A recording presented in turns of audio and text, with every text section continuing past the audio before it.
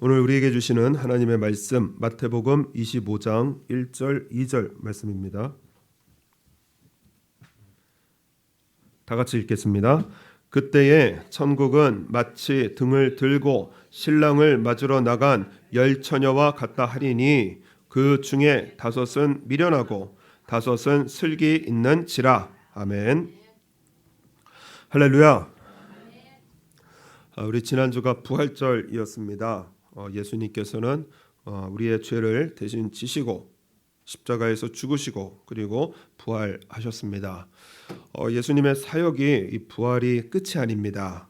우리 예수님께서 부활하시고 그리고 하늘로 올리실 때에 우리 예수님께서는 다시 오신다, 이런 약속을 주셨습니다. 그래서 우리가 재림 신앙을 가지는 것이 중요합니다. 우리가 1년에 보면은 부활절이 있고 그리고 감사절이 있고 그리고 성탄절이 있습니다. 하나의 그 절기로 우리가 지내는 것이 아니라 성탄 신앙을 가지는 것이 중요하고요. 그래서 예수님 오늘 내 마음에서 태어나시고 나와 함께 계시는 이러한 신앙을 가지는 것이 중요하고요. 그리고 부활 신앙을 가지는 것이 중요합니다. 그래서 예수님 부활하셨다, 거기서 머무르는 것이 아니라 그 능력으로 저와 여러분을 부활의 세계, 아주 어떤 세계가 기다릴지를 모르지만은 그러나 아주 영광의 부활의 세계로 우리를 인도하시고요. 그리고 우리 예수님 앞에 우리 감사신앙, 모든 것을 합력하여서 선을 이루시는 우리 주님이시기에 그래서 감사신앙을 가지는 것이 중요합니다. 그렇기 때문에 우리가 재림신앙, 재림을 우리가 기다리는 이러한 신앙을 가지는 것이 중요합니다. 오늘 말씀에 보면은 유태인들이 결혼을 하게 되어지는데 예수님의 비유입니다. 신랑이 자기 집에서 먼저 잔치를 베풀게 되어집니다. 흥겹게 시간을 보내다가 그리고 분위기가 무르익게 되어지면은 신랑과 친구들이 신부의 집에 찾아가게 되어집니다. 그런데 아무래도 잔치를 하다 보면은 늦어지거든요. 그래서 이 늦어지는 일들이 태반이었습니다. 그러면은 애타게 신부는 애타게 기다리거든요. 그럼 옆 사람들이 신랑 안 오나 봐, 오다가 무슨 일이 난 거 아니야 하면서 신부가 안절부절해야 하는 그거를 아주 재미있어하고 그렇게 즐기게 되어집니다. 그런데 오늘 6절 말씀 보면은 밤중에 소리가 나되 보라 신랑 이로다 맞으러 나오라 하매 그저 안 오는 듯 하지만 결국 신랑은 오게 되어집니다. 이 예수님께서 다시 오신다라는 비유의 말씀입니다. 그래서 오늘 1절 말씀 보면 그때의 천국은 마치 등을 들고 신랑을 맞으러 나간 10처녀와 같다 하리니, 그죠? 10처녀와 같다. 이 10처녀는 누구냐? 신랑을 맞으러 나가게 되어집니다. 신랑이신 예수님께서 이 땅에 다시 오신다. 예수님께서도 직접 말씀하셨습니다. 마태복음 24장 33절 말씀 보면은 이와 같이 너희도 이 모든 일을 보거든 인자가 가까이 곧 문 앞에 이른 줄 알라. 여러 가지 말세에 대한 이러한 말씀을 하시면서 이런 일들을 보게 되어지거든 인자가 가까이, 다시 말해서 예수님께서 다시 오실 때가 가까워진 줄로 알라, 그렇게 말씀을 하십니다. 사도행전 1장 11절 말씀 보면은 너희 가운데서 하늘로 올리우신 이 예수는 하늘로 가심을 본 그대로 오시리라. 하나님, 우리 예수님께서는 하늘로 가셨는데 그 본 그대로 우리 예수님께서는 다시 오신다. 그래서 성경에서는 주님의 재림에 관한 말씀, 이것이 굉장히 많습니다. 직접 간접으로 아주 많은 말씀을 하셨는데 이 성경상에 예수님께서 다시 오신다, 세상의 끝에 예수님 다시 오신다, 성경에서는 1518번의 예언을 하셨습니다. 그래서 구약 성경에서는 1218번, 그리고 신약에서는 300번 예수님께서 다시 오신다, 예수님의 재림에 대한 말씀을 하셨습니다. 그러니까 신약 성경에 29절마다 한 번씩 예수님 다시 오신다, 29절마다 한 번씩 예수님 다시 오신다, 그렇게 말씀을 기록을 했습니다. 우리 예수님의 초림, 그러니까는 2021년 전에 우리 예수님께서 처음 오셨던 그러한 초림에 대한 예언 구절이 456구절이에요. 그 예언 그대로 우리 예수님께서는 다시 오셨습니다. 그런데 다시 오신다라는 그러한 예언은 1518번입니다. 예수님 초림보다 3배 넘게 많은 그러한 우리 예수님께서 다시 오심에 대한 기록이 되어져 있습니다.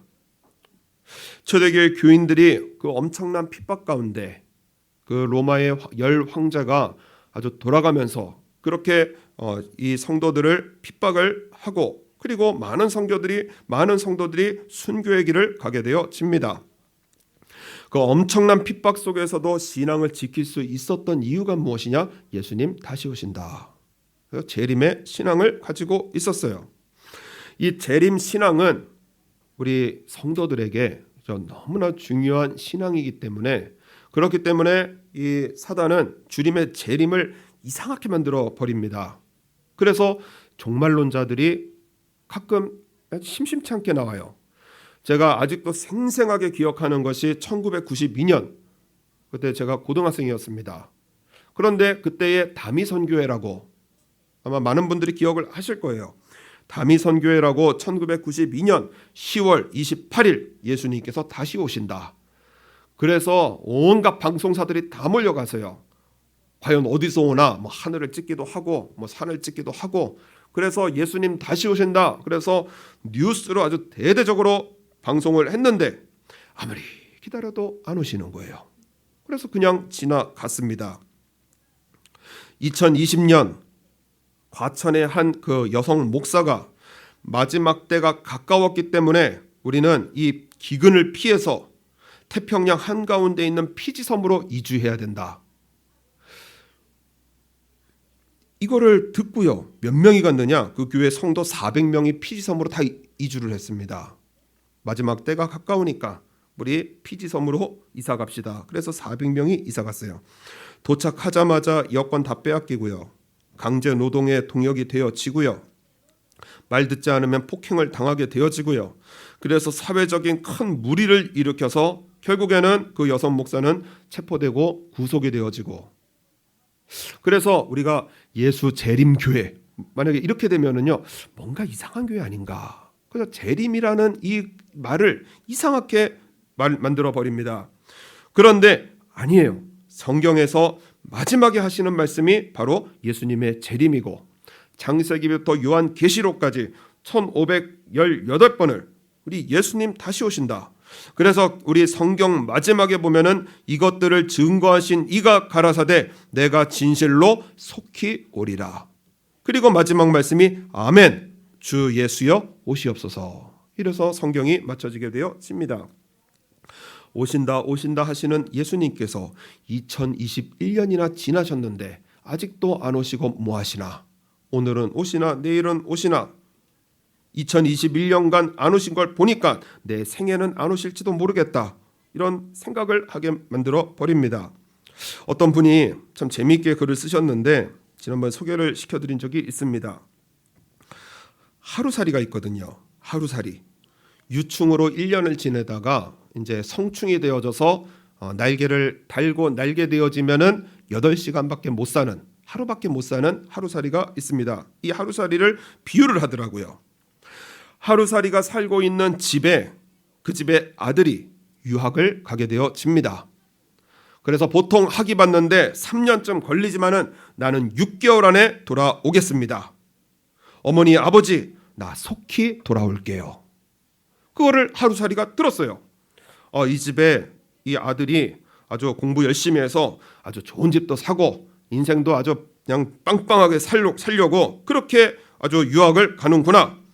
그러면 우리도 이 집에 있으면 잘 살겠다. 그래서 그 일기장에다 쓰게 되어집니다. 이 집의 아들이 아주 공부도 열심히 하고 그리고 아주 돌아와서 성공해서 그래서 큰 집도 사고 그리고 아주 윤택하게 살려고 그렇게 유학을 갔는데 속히 돌아온다더라 하고 일기장에 썼어요. 그리고 하루 만에 그 하루살이는 생을 마치게 되어집니다. 아들아 이 집을 떠나지 마라. 이 집의 장남이, 이 집의 아들이 유학을 갔다가 돌아온다더라. 하루 사이에 아들이 평생을 기다립니다. 그런데 장남이 안 와요. 그 하루 사이에 아들의 아들까지, 그 아들까지 계속 물려주는데 100대가 바뀌어도 안 오는 겁니다. 150대가 바뀌어도 안 오는 거예요. 이상하다. 우리 150대 선조께서 이 집 아들이 돌아온다고 했는데 왜 아직도 안 오나? 거짓말인가? 헛소리인가? 잊혀져 갈 때쯤에 6개월 만에 돌아온다 그랬거든요. 160대 손에서 드디어 그것을 보게 되어집니다. 아, 우리 160대 선조께서 이 집 아들이 돌아온다고 했는데 드디어 돌아오는구나. 청년의 입장에서는 속히 오는 거거든요. 남들은 3년 걸린 공부를 6개월 만에 마치고 오는 거거든요. 그런데 하루살이의 입장에서는 1년이 한 대가 지나가고 10대가 지나가고 100대가 지나가도 안 오는 거예요. 160대나 돼야 오는 겁니다. 우리 하나님 앞에 우리 하나님의 시간은요, 1000년이 하루 같고 하루가 1000년 같으신 시간의 창조자이신 우리 하나님이세요. 하나님께서 오신다 하시면은 주의 말씀하신 대로 주의 때에 속히 오시는 우리 예수님이십니다. 예언대로 탄생하셨고요. 예언대로 십자가에서 죽으셨고요. 예언대로 부활하셨고 예언대로 승천하시고 그리고 예언대로 우리 예수님은 다시 오신다라는 것을 믿고 있으라는 말씀이에요. 그렇기 때문에 언제 오시느냐? 지금이라도 오신다. 이 믿음이 중요한 겁니다. 오늘 2절 말씀에 보면은 2절 말씀 그 중에 5은 미련하다 이렇게 말씀이 기록이 되어져 있습니다. 10처녀가 기다리고 있었거든요. 이 신랑으로 이 땅에 다시 오실 예수님을 기다리는 모든 성도를 표현합니다. 그런데 잔치에 참여하지 못하는 미련한 처녀가 있다는 거예요. 어떤 처녀가 미련한 처녀냐? 그 3절에 설명이 기록이 되어져 있는데 미련한 자들은 등을 가지되 기름을 가지지 아니하고 이렇게 말씀이 기록이 되어져 있습니다. 등은 뭐냐? 이 등은 바로 신앙의 형식이 되어집니다. 그래서 저는 목사로 우리 권사님들, 집사님들 또는 교인으로 우리가 교회에 출석하고요. 또 예배도 드리고요. 헌금도 드리고요. 여러 가지 봉사를 하게 되어집니다. 이게 등이에요. 등을 가지는 것도 중요합니다. 등을 준비하는 것도 중요해요. 그러나 더 중요한 것이 무엇이냐? 바로 기름을 준비하라는 것입니다. 이 기름은 무엇이냐? 바로 삶의 내용이 되어집니다. 예수님 모시고 사는 것을 말씀을 하세요. 이 기름은 성령 하나님이십니다. 그래서 성령님께서 우리를 인도하시는 것이 무엇이냐면 바로 예수님으로 함께 사는 삶으로 인도하시는 분이 바로 성령 하나님이십니다. 그래서 8절 말씀 보면은 8절 미련한 자들이 슬기 있는 자들에게 이르되 우리가 등불이 꺼져가니 너희 기름을 좀 나눠달라 하거늘 기름 좀 빌려달라는 거예요. 그런데 기름을 못 빌리게 되어집니다. 여러분 우리 신앙의 내용은 빌릴 수 있는 게 아닙니다. 그저 모태 신앙이기 때문에 내가 권사기 때문에 내가 목사기 때문에 이 신앙의 내용은 빌릴 수 있는 것이 아니라는 거예요. 이 신앙의 이 내용은 바로 내가 준비를 하는 것입니다. 예수님으로 어떻게 살았느냐라는 것을 준비하는 신앙이에요. 10절 말씀 보면은 저희가 살아간 동안에 신랑이 오므로 예비하였던 자들은 함께 혼인잔치에 들어가고 문은 닫힌지라 그 후에 남은 처녀들이 와서 가로되 주여 주여 우리에게 열어 주소서 간절하게 주여 주여 하면서 열어 달라고 하지만은 이미 내가 너를 모른다. 문이 닫혀버리는 그러한 이 말의 말씀이 기록이 되어져 있습니다. 12절 말씀 보면은 대답하여 가로되 진실로 너희에게 이르노니 내가 너희를 알지 못하느라 하였느니라. 여러분 하나님의 구원의 은혜가 끝나는 때가 있습니다. 하나님의 구원의 은혜가 끝나는 때가 있어요. 우리 하나님 앞에 서게 되어질 때는 그때는 구원의 은혜가 끝나고 하나님의 심판대 앞에 서게 되어집니다. 그렇기 때문에 이 땅을 살아가는 오늘의 삶이 너무나 중요하다는 거예요. 예수님 오실 때 뭐라고 말씀하시느냐? 노아의 때에 된 것 같이 인자의 때도 그러하니라. 노아가 방주 들어가는 날까지 사람들이 뭐 했느냐? 그 노아의 방주 때에 인구가 그 창조과학회에서 하시는 그 말씀이 계산을 해보니까는 아무리 못해도 20억, 그 당시에 인구수입니다. 아무리 못해도 20억, 그리고 좀 많게 잡으면 120억의 인구가 이 지구상에서 살고 있었어요. 그러니까 평균 잡으면은 지금의 70억 정도에 되는 그러한 지금과 비슷한 인구가 그 당시에 노아의 때에 살아가고 있었습니다. 그런데 당시에 노아의 때에 그 심판 가운데 구원받은 사람은 단지 8명뿐이었어요. 모든 사람이 심판을 당하게 되어집니다. 서로 죽이고 살인하고 도둑질하고 간음하고 그랬느냐? 아니라는 거예요.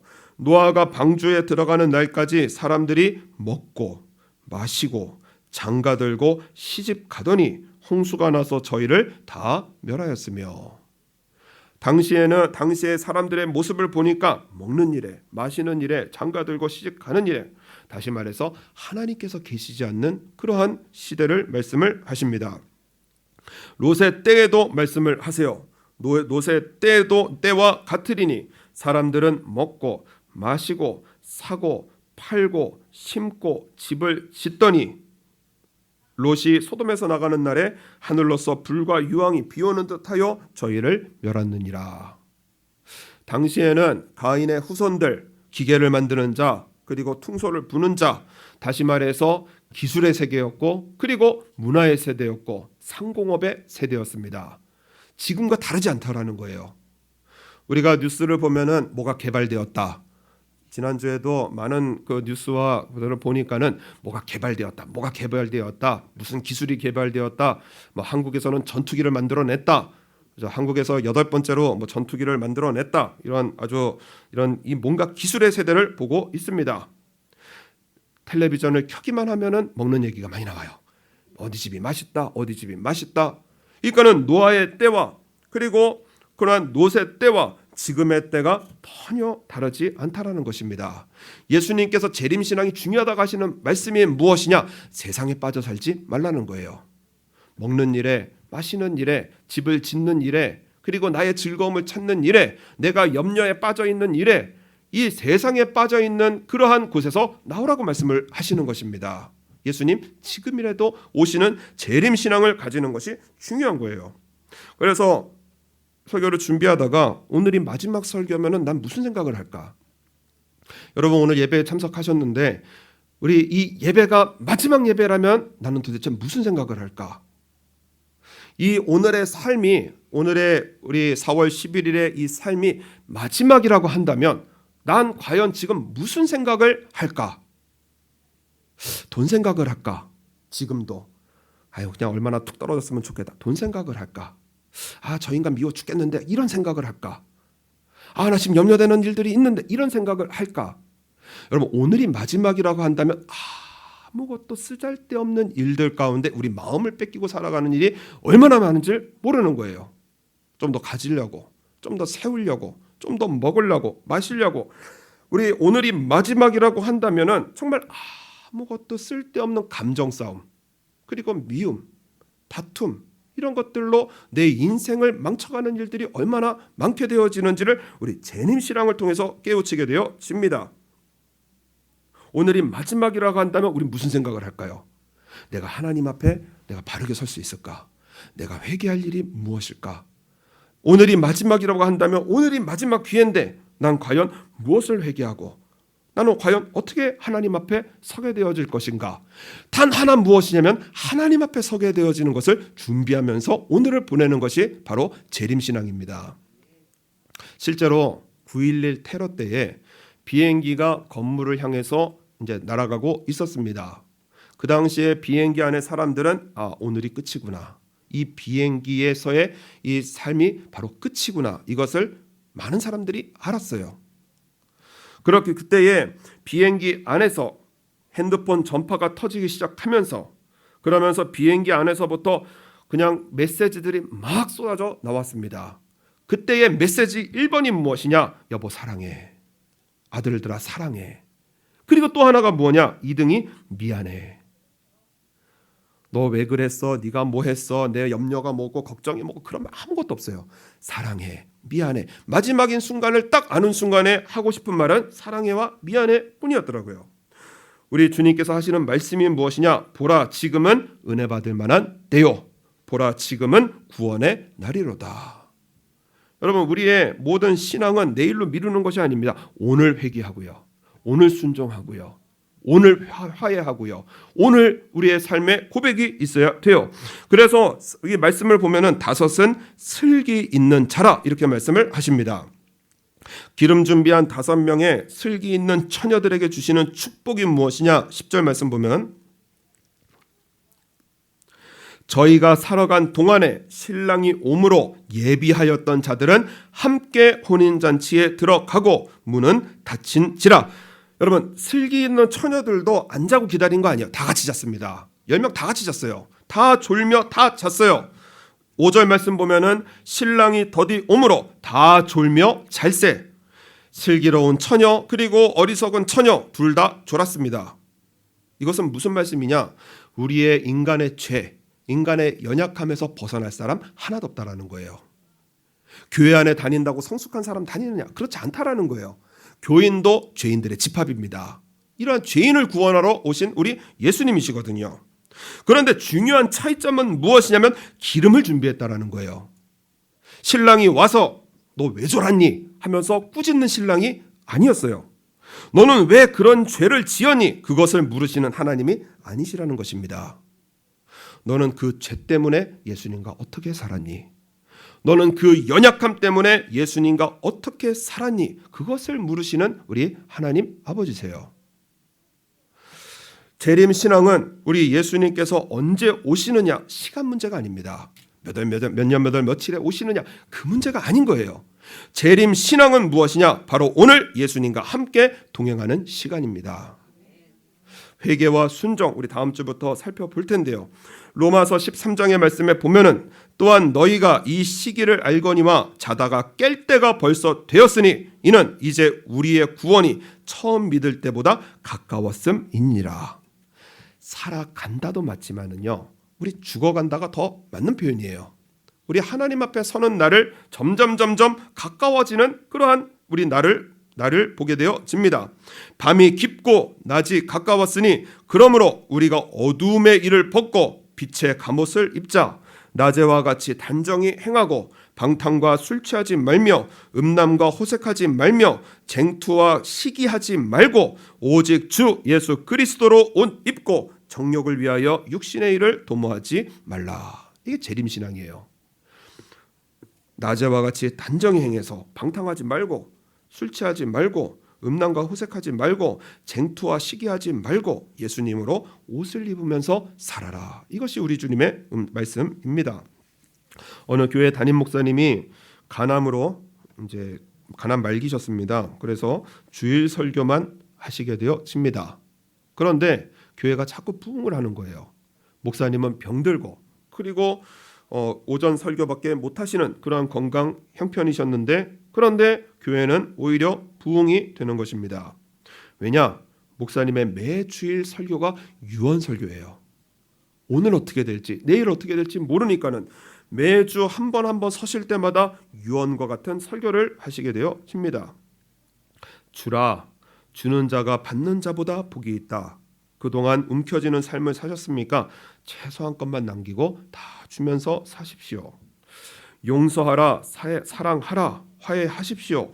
천국에서 어떻게 예수님 만날 것입니까? 천국에서 어떻게 하나님 앞에 서게 될 것입니까?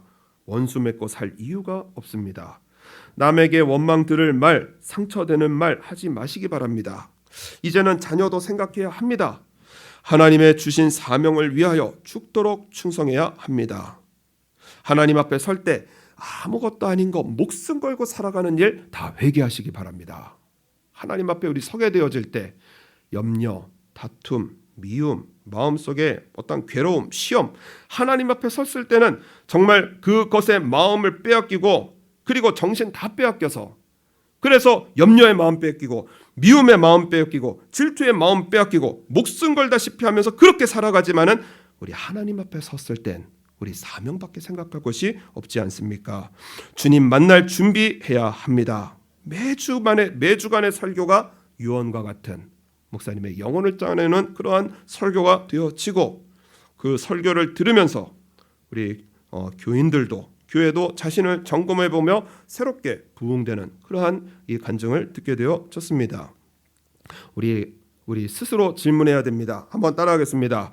다시 오실 주님을 맞이할 준비를 하고 있습니까? 다시 오실 예수님을 우리는 맞이할 준비하고 살고 있습니까? 나를 향한 질문이 되어야 됩니다. 몇 번을 말씀을 드린 적이 있지만은 정말 잊지 못하는 그 예화가요. 그 사도 요한의 제자, 그 중에 한 분이 이그나티우스라는 분이 계십니다. 수도원에 있을 때 받은 질문입니다. 1시간 뒤에 예수님께서 오신다면 무엇을 하시겠습니까? 1시간 뒤에 예수님께서 오신다면 무엇을 하겠습니까? 그랬더니 수도원생들이 막 여기저기서 답이 나옵니다. 교회로 빨리 뛰어가서 회개하겠습니다. 내가 해결하지 못한 죄를 하나님 앞에 회개하겠습니다. 미워하고 싸웠던 사람과 화해하겠습니다. 빌린 돈을 갚겠습니다. 막 여기저기서 막 그 죄에 대한, 그리고 숨겨진 죄에 대한 회개할 일들이 막 쏟아져 나오는 거예요. 이그나티우스가 가만히 있는 것을 보면서 그 수도원의 교사가, 이그나티우스, 당신은 예수님께서 1시간 뒤에 오신다면 무엇을 하겠습니까? 그랬더니 이그나티우스가 뭐라 하느냐? 아무것도 할 것이 없습니다. 편안하게 쉬다가 기도하다가 나 예수님 맞이하겠습니다. 아무것도 할 게 없는 거예요. 예수님께서 회개하라 하시면 회개했고요. 예수님께서 순종하라 하면 순종했고요. 예수님께서 변화하라면 변화되었고요. 그 순간순간마다 주시는 회개와 순종의 음성을 듣고, 그리고 예수님으로 회개하고 예수님으로 순종하고, 그러니까는 돌이켜볼 때 나는 아무것도 할 일이 없습니다. 이 사람을 후대의 사람들이 뭐라고 하느냐? 성자 이그나티우스라고 말을 하게 되어집니다. 우리가 기름 준비하는 것은 예수님 지금 오셔도 괜찮아야 됩니다. 지금 오셔도 괜찮아야 돼요. 그래서 회개는 내일로 미루는 게 아닙니다. 오늘 해야 됩니다. 우리의 신앙의 고백은 내일로 미루는 게 아닙니다. 오늘 해야 됩니다.